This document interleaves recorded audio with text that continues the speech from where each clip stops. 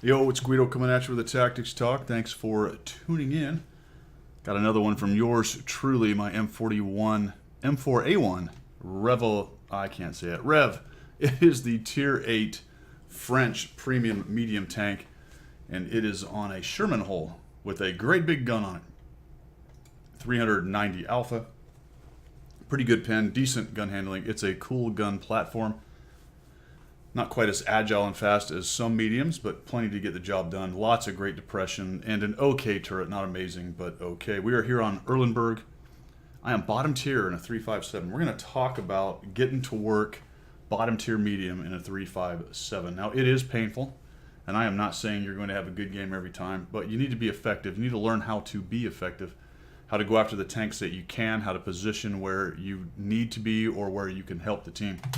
We are in Erlenberg, like I said, which is, well, used to be a pretty good map. I sort of wish I would have stopped right there and taken a nicely aimed shot. I may have actually had it, but I didn't want to be out in the open too much in case the TD moved up to the middle. So I don't get any hit points out of that, but I don't trade any. Erlenberg, like I was saying, it's hard to love right now. I liked it quite a bit in the past.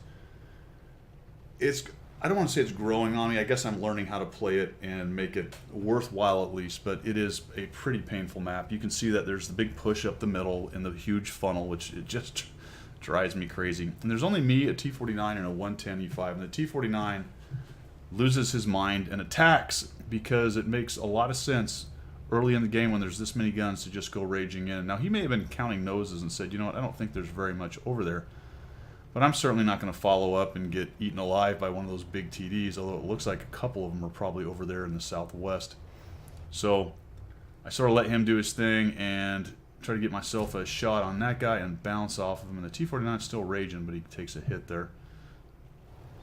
Keeps on moving, a missed shot, and the T-51 tries to get him, and I've got a shot, and I bounce. Oh my gosh. So this is a good little spot right here on Erlenberg, and I don't have a lot of help. Usually you have a bunch of TDs back there behind you in the northeast there, but I have nobody there. Finally get some damage out of all those shots.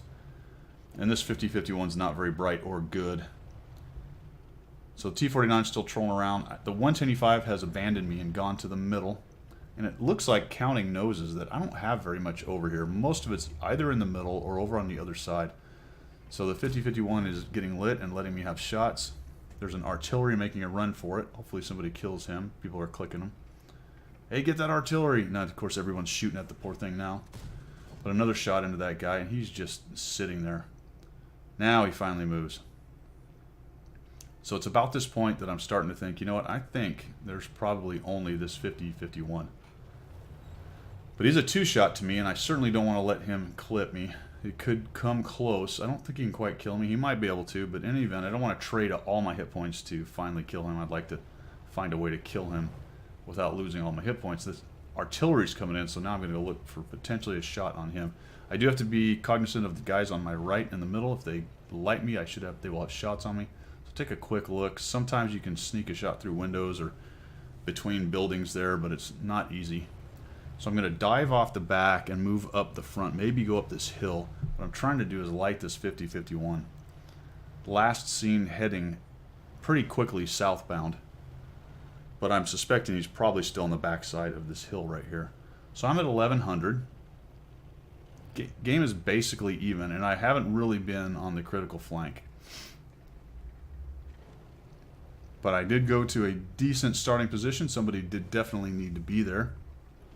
The 110E5 was with me initially. We find not a lot of opposition, and now I'm going to come up here and see if I can't start turning a flank, get around these guys, and cause some misery. So I'm looking. I'm wondering where that guy is. Did he actually head all the way to the south? If I get lit here, I can be shot by quite a few over there in that middle. I want to avoid that. But I'm also interested in finding this. Oh, there he is. So he's actually looking that way, not paying attention. I get a shot on him. I'm lit.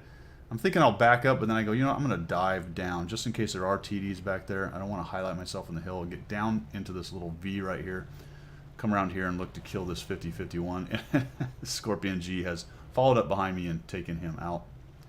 And now, if you're going to push this way, you need to dive down. Now let's talk about this for a minute because I usually advocate swinging back to your cap, but if you look at the situation, our cap isn't really threatened, right? And I feel like, based on counting noses, I go 1, 2, 3, 4, 5, 6. There's not very many missing tanks. In fact, there might be no missing tanks if you actually looked at a couple of those spots where it looks like 2 or 3 tanks are on top of each other for the spotting. So I know there's some artillery back here, and that's what I would love to find. So we'll come back in here. I'm spotted. I'm like, well, it's either a really big TD that's going to eat me alive, or I've found the artillery. Ah, there he is. Naturally, he's reloaded. For some reason, I only find Artie that's reloaded. And he bull rushes. Mongo smash. That's probably his best move. If he could have actually run into me, he might have done some extra damage. But I reload in time, and here we go. And now they've got to worry about somebody back here. Again, I'm a little bit worried that there might be a big TD coming my way, but I'm counting again. I'm looking at this going, no, wait a minute. I know where they all are. 1, 2, 3, 4, 5. 1, 2, 3. Yep. I know where every one of their tanks is. My only concern is if the 4005 has slid over to the east and is waiting for me in the tree line over here. 704 goes down. Now they're down to 4 tanks. So I'll just move on in here. They're not threatening the cap, so there's no reason to go back. We'll come on here. I'm going to actually lean to the right a bit, because if I take fire from that tree line, I'm going to cut right and get behind all these buildings, as opposed to coming straight across the field off to my left there. Plus the bridge is over here, so at some point I want to cross this bridge. I see a couple guys that are lit. That's awesome. Come right in here. The Conway's lit, so let's see. I am not going to get lit by firing at him here. He's in draw range, but not spotting range. Take a shot on him. I really am expecting that 4005 to show up and just punish me. And he's dark, and I'll just shoot where he was, and down he goes.